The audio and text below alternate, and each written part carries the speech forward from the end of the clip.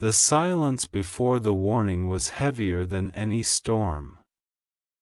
It pressed against the world like an invisible hand, waiting to be noticed. Most people walked through it without understanding, unaware that the tremor they felt in their chest or the sudden heaviness in their dreams was not random. It was a signal, faint, distant, but growing, far beyond the woven fabric of human perception, where light thickens into form and form dissolves into purpose, a presence stirred. Not gentle. Not soft. A presence forged in the beginning of vigilance, the sentinel of thresholds, the blade between chaos and order.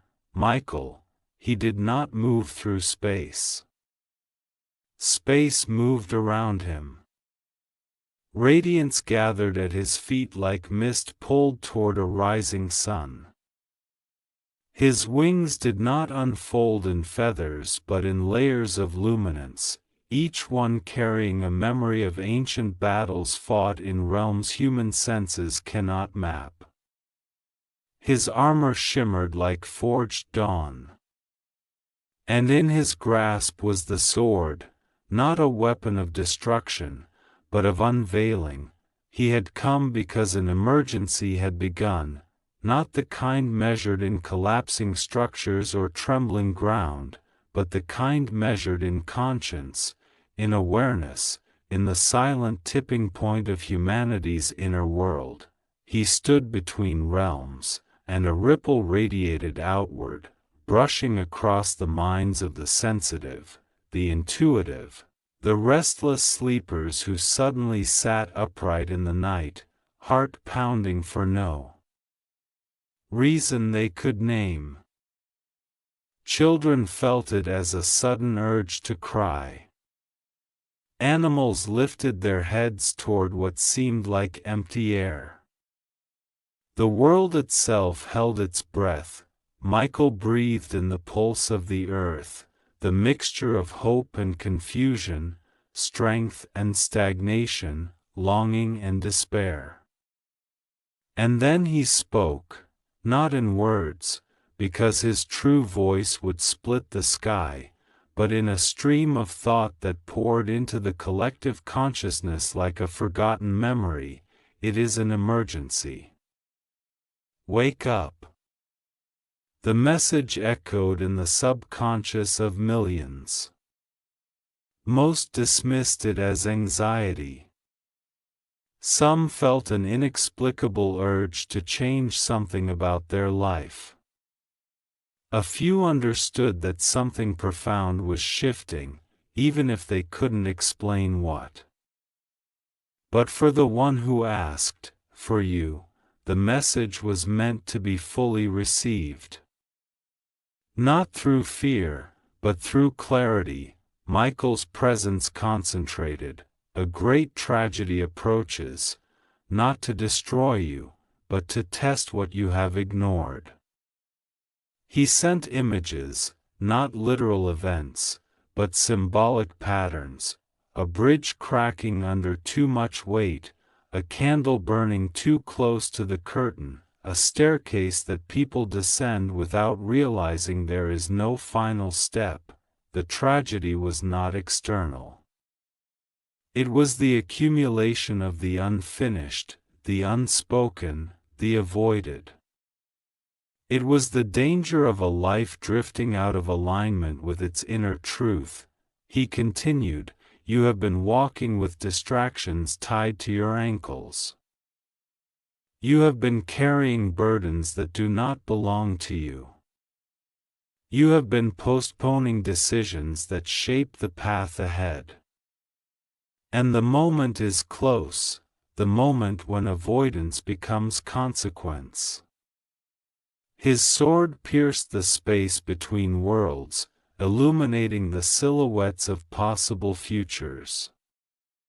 Some were dim, some bright, some chaotic, some harmonious. The tragedy he warned of was the future that formed when one stopped choosing altogether, Michael's radiance pulsed sharply, slicing through the fog of confusion that surrounds human intention. Listen. I do not come with doom. I come with urgency. I come because the path you are walking contains fractures that must be repaired before they widen. And if you do not act soon, regret will visit you disguised as fate. The air trembled around him, responding to the power of unspoken truth. He extended his sword forward, and a cascade of light poured from its tip like molten clarity. Images followed, a door half open, waiting for the courage to be fully pushed, a hand reaching for help but afraid to admit the need, a heart holding back its voice because vulnerability feels like danger, a dream locked away because the world taught you to shrink. Michael lifted the sword again. The tragedy coming your way is not the world harming you. It is you harming yourself through silence, hesitation, and abandonment of your own truth. Another wave of light swept forward. Open the message now, or you will cry later. Not because disaster strikes, but because you will finally see how much time you lost, how much strength you underestimated, how many moments you allowed to slip away while waiting for a better sign. He stepped closer, not physically, but psychically, the way a sudden realization steps into a person's mind. I bring the sign.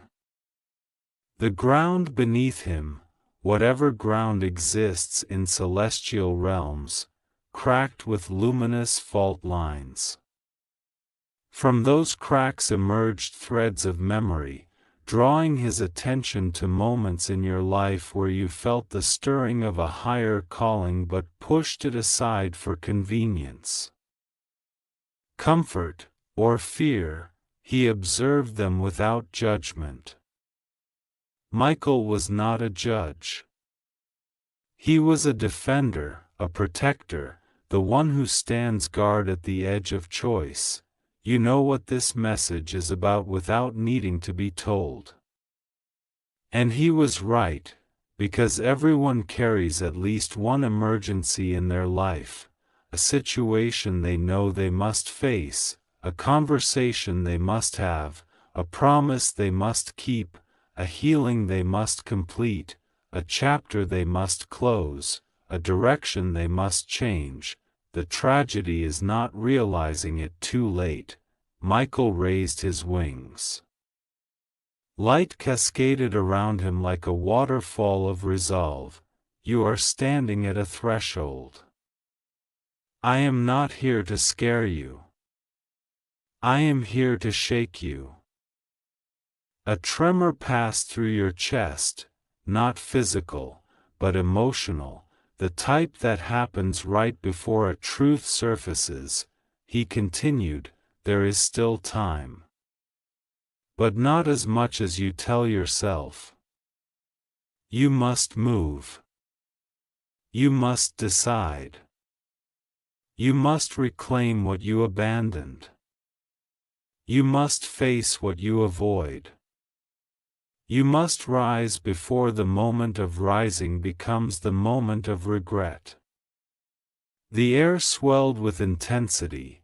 If you continue as you are, you will cry, not because something terrible happens to you, but because something sacred within you will wither. Your strength. Your direction. Your inner fire. The vision of the candle returned, flickering, fragile, burning too close to the curtain. But now, another image appeared, a hand moving the candle to safety and letting it blaze brighter. The meaning was simple: you are the one who can prevent the tragedy, but only if you act. Michael lowered his sword, embedding it into the unseen ground. A wave of clarity burst outward, scattering illusions. The emergency is inside you. And so is the rescue. Thunderless light boomed behind him as he spread his wings fully. You were not created to collapse. You were created to rise every time the world pushes you toward the edge. And this time, you must rise faster.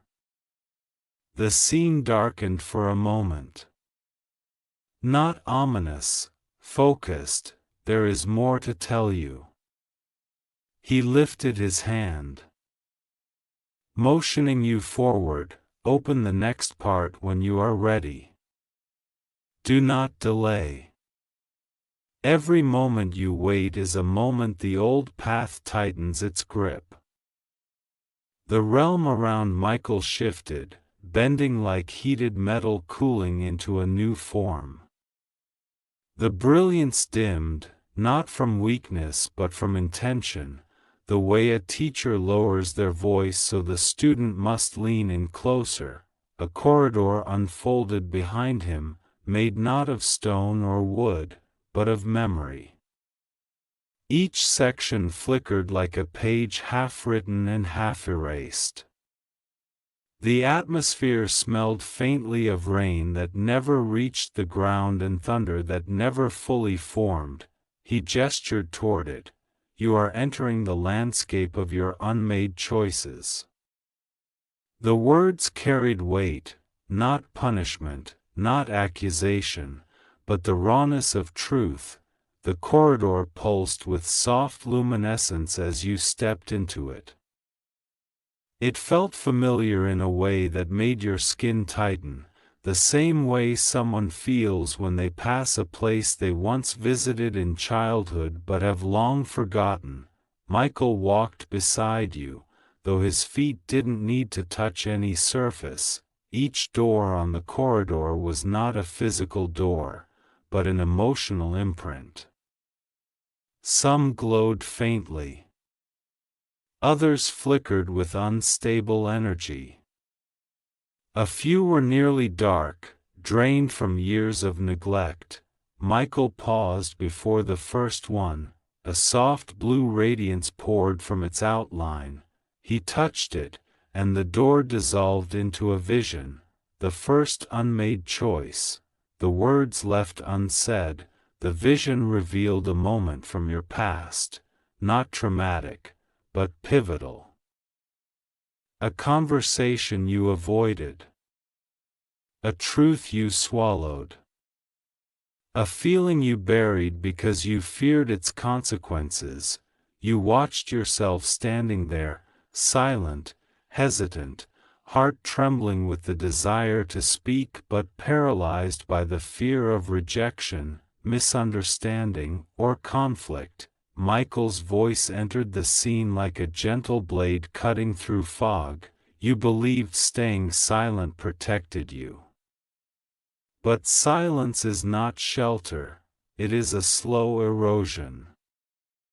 The version of you in the vision looked down, unaware of the future weight their choice would create.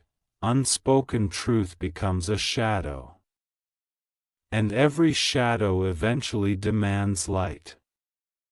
You felt a sting of recognition. That moment had shaped more than you realized. People misunderstood your intentions. Opportunities slipped, connections weakened, and paths diverged because the truth remained unspoken. Michael turned toward you. This is the first fracture. Not the tragedy, but its seed. The vision dissolved, leaving behind a sensation of unfinished business. He led you deeper into the corridor, the second unmade choice, the path not attempted. The next door flared with fiery orange light, restless and flickering. Michael touched it, and the vision opened. You saw yourself at a crossroads, perhaps a dream you abandoned, a skill you never pursued, a passion you minimized because the world convinced you it was impractical or foolish. The younger version of you stood at the edge of possibility. Eyes bright with potential, but weighed down by doubt instilled by others or by yourself. You were capable, Michael said softly, but you let fear masquerade as wisdom. The younger you stepped back from the dream. And the dream dimmed, the entire scene pulsed with a bittersweet ache. This is not failure, Michael continued, this is neglect. And anything neglected becomes unstable. He looked into your eyes, or rather, into your consciousness, into the part of you that still mourned the path you never pursued. You did not choose wrongly. You simply did not choose. And unchosen paths do not disappear. They wait. The corridor trembled, the unmade choices were not passive. They were calling out, the third unmade choice, the boundaries never set. This door was deep violet, pulsing like a bruise. Michael approached it more slowly. There was heaviness here, not darkness, but exhaustion. The vision revealed a period of your life where you let others take advantage of your kindness, where you gave too much, where you stayed silent when you should have protected your energy, time, and heart. You watched yourself agreeing to things you never wanted to do. Apologizing for things that weren't your fault, trying to be everything for everyone while ignoring your own limits. Michael's wings narrowed, and a faint ripple of sternness entered his energy. Compassion without boundaries becomes self-sacrifice. And self-sacrifice without purpose becomes self-destruction. The younger you in the vision looked drained, shoulders heavy, smile thin. This is where the tragedy began to grow roots, he said. For every time you failed to defend your energy, a piece of your inner fire dimmed. You felt the truth resonate like a distant echo. The door dissolved. The fourth unmade choice, the desire you betrayed. This door glowed red, not violent, but passionate, longing, suppressed. Michael hesitated before touching it, as if asking your silent permission. This one will sting, he warned, but it is also where your greatest awakening lies. The vision opened. You saw a version of yourself standing before someone or something you deeply desired, a love, a dream, a truth, a calling, and turning away. Not because you didn't want it, but because you believed you didn't deserve it, or feared losing it, or worried about how others would judge you. This was a self-betrayal layered with pain. Michael's tone softened again. You convinced yourself you were protecting your heart. But you were abandoning it. The vision shimmered with regret. You felt the ache, the longing, the moment that could have bloomed but instead withered under doubt. Michael extended a hand toward the memory, and it froze like suspended water.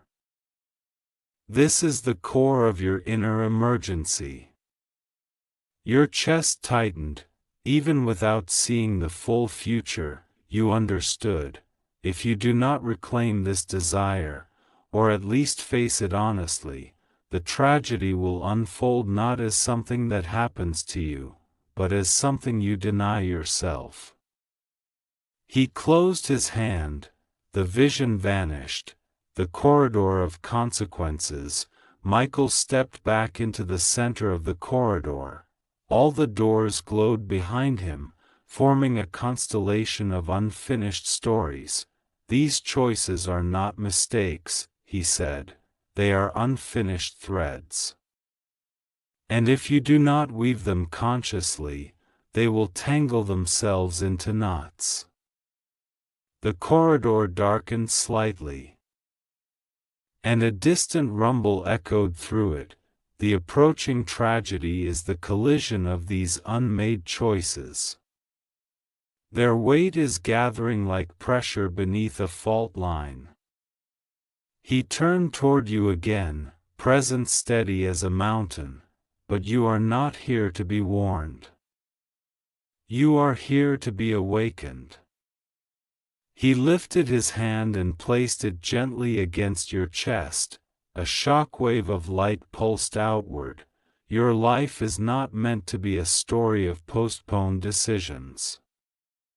You are meant to choose, to act, to rise, to change.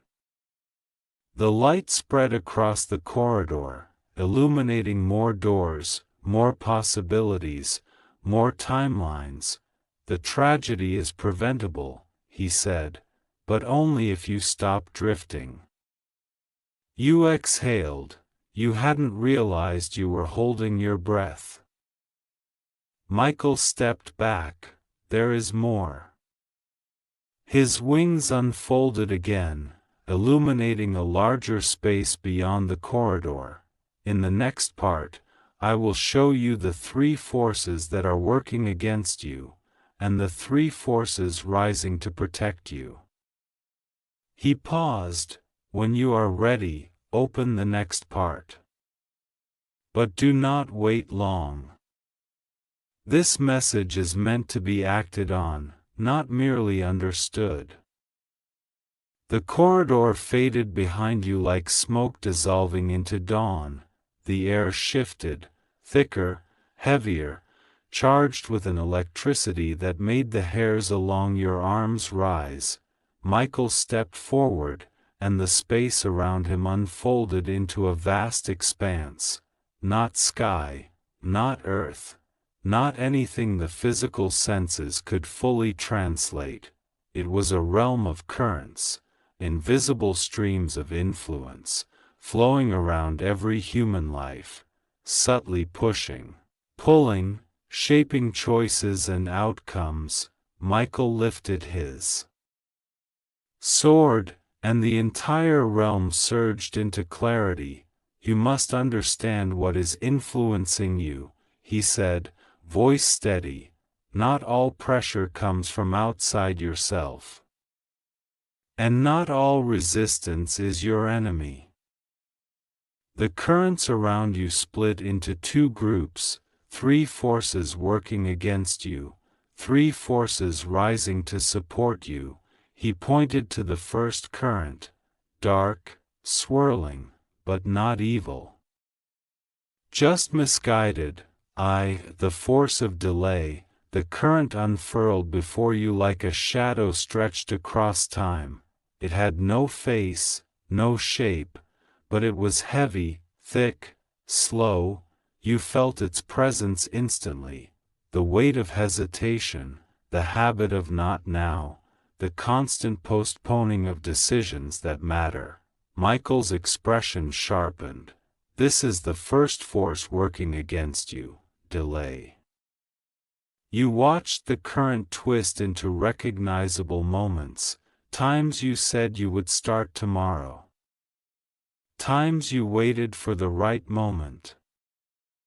Times you convinced yourself you weren't ready. Times you let days pass without taking the step you knew you needed to take. Michael touched the current, and it recoiled. Delay masquerades as safety, he said, but it is stagnation wearing a comforting mask.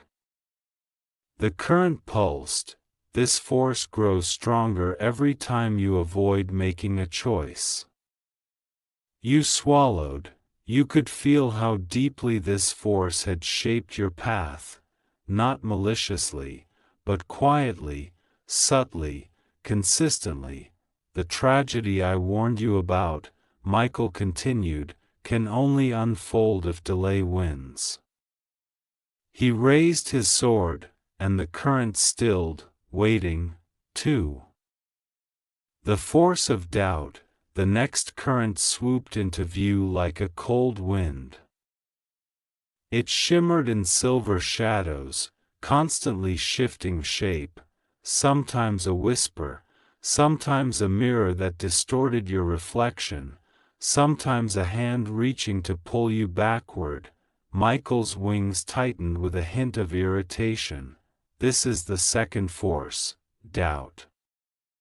The current expanded into images, you questioning your worth, you dismissing your potential, you assuming others know better than you, you believing that your desire is unrealistic, childish, too big, or too bold, you shrinking your light because of fear of criticism or failure.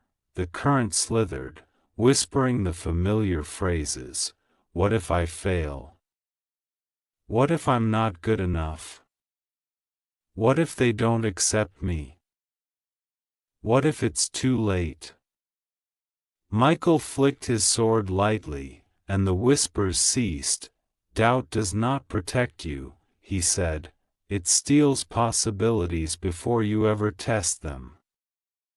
He gestured toward the current. This force thrives in the absence of action. It weakens as soon as you move forward. 3. The force of distraction. The third current stormed into the space in a frenzy of movement. It was fast, shimmering with bright colors, chaotic and loud. It tugged at your attention, pulled your focus in 10 directions at once, bombarded your senses with noise. You instantly recognized it. Michael did not hide his disdain. This is the third force, distraction. The current broke open into fragments. Endless scrolling, meaningless conversations, unnecessary drama, tasks that consume your time but feed nothing valuable, people who drain your energy but offer no purpose, patterns that keep you busy but not evolving. The current world like a cyclone. Distraction is the most dangerous of the three, Michael warned, because it feels harmless. He closed his fist. The cyclone shrank. This force does not stop your life. It steals it 1 minute at a time. You felt the truth hit hard. How many dreams had died by distraction? How many plans delayed? How many desires forgotten, not because of catastrophe, but because attention was scattered, fragmented, pulled apart? Michael turned to you. These three forces, delay, doubt, and distraction, create the path to tragedy. His wings expanded, creating a barrier between you and the swirling currents, but they are not stronger than you. The realm brightened, because three greater forces are rising. The three forces rising to support you. Michael stepped forward, and three new currents emerged behind him, luminous, powerful, steady. These currents were not chaotic like the others. They pulsed with rhythm, intention, purpose. Michael looked at them with reverence. These are the forces that rise when you awaken. 4. The force of clarity. The first current shone like crystal. It was calm, focused, razor-sharp, a beam of truth that cut through confusion effortlessly. When it touched you, your mind stilled, the noise quieted, everything excessive fell away. Michael spoke softly. This is clarity. The current expanded, showing your thoughts arranging themselves in patterns, priorities emerging clearly, old wounds being understood, purpose taking shape, noise fading, truth becoming undeniable. Michael touched your forehead with 2 fingers. A shock of calm spread through your consciousness. clarity arrives when you stop running from yourself. He stepped back. This force will strengthen every time you choose honesty over avoidance. V. The force of courage. The second current blazed with warm gold. It was not loud. It was not dramatic. It pulsed like a strong heartbeat.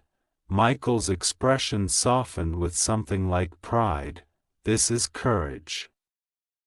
The current flowed around you like fire that does not burn but awakens. You saw images, you standing up for yourself, you speaking the truth you once swallowed, you taking the first step toward a dream, you walking away from what drains you, you choosing yourself even when it feels risky. Michael's voice deepened. Courage is not the absence of fear. Courage is the decision that something else matters more. You felt it, a surge in your chest, a pulse of heat. This force rises every time you act despite trembling. 6. The force of alignment. The third current emerged like a pulse of warm light expanding outward in concentric rings. It carried rhythm, purpose, synchronicity. Michael bowed his head slightly, the first and only sign of reverence he had shown to any force so far. This is alignment. The current wrapped around you gently, and you felt something click, like gears falling into place. Visions appeared, you meeting the right people at the right time, opportunities surfacing unexpectedly, intuition guiding you with precision, obstacles dissolving with surprising ease, life flowing instead of resisting. Michael met your eyes. When your choices match your truth, the universe rearranges itself around your steps. The current pulsed again. Alignment is destiny unlocked. The battle of the six forces. Michael walked back to the center.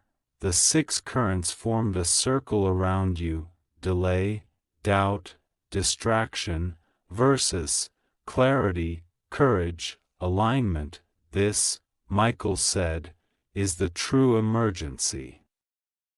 Not an external event, not a disaster, not a punishment, an internal war between the forces that shrink you and the forces that are trying to awaken you.